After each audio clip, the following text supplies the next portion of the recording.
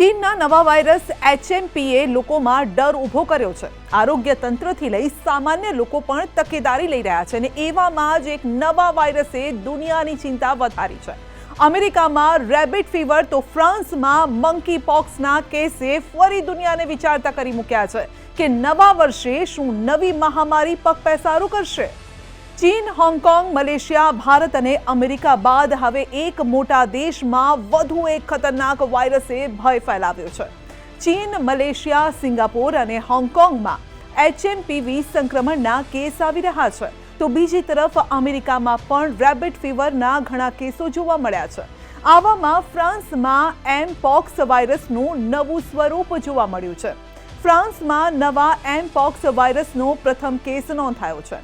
એમપોક્સ એ ચેપગ્રસ્ત પ્રાણીઓમાંથી મનુષ્યમાં ફેલાયેલ વાયરસના કારણે થાય છે। મંકી પોક્સનો ક્લેડ આઈ એ એમપોક્સનું નવું રૂપ છે જે વધુ ચેપી છે, માટે વિશ્વએ તેનાથી સાવચેત રહેવું પડશે।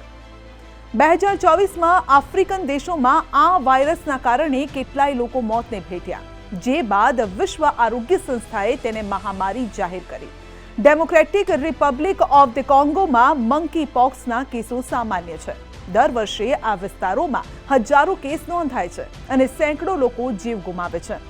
15 વર્ષથી ઓછી ઉંમરના બાળકો પર આની સૌથી વધુ અસર થાય છે। વાયરસની મુખ્યત્વે 2 જાતો અત્યાર સુધી જોવા મળી છે। ક્લેડ આઈ મધ્ય આફ્રિકામાં ફેલાયો ને હવે ક્લેડ આઈ નવો અને વધુ ચેપી છે, જેની ઝપેટમાં ફ્રાન્સ પણ આવી ગયું છે।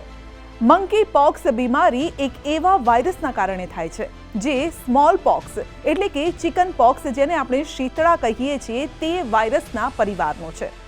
WHOના રિપોર્ટ મુજબ મંકી પોક્સ વાયરસ 1958માં ડેનમાર્કમાં સંશોધન માટે રાખવામાં આવેલ વાનરમાંથી મળી આવ્યો હતો।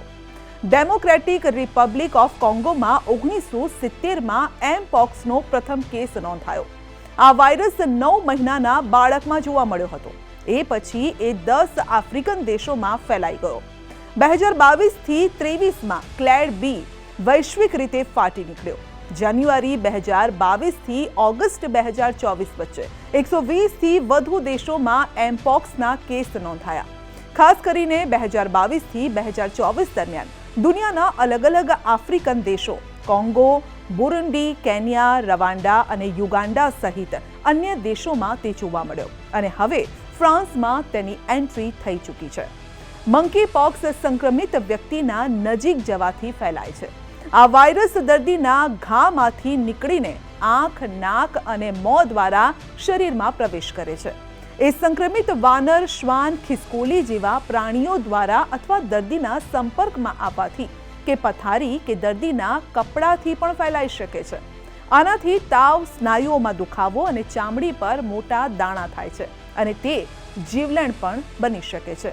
દર્દી ઓછામાં ઓછા 7 અને વધુમાં વધુ 21 દિવસ સુધી મંકી પોક્સથી પીડાય છે। જો કે જુદા જુદા લોકોમાં તેના વિવિધ લક્ષણો હોઈ શકે છે।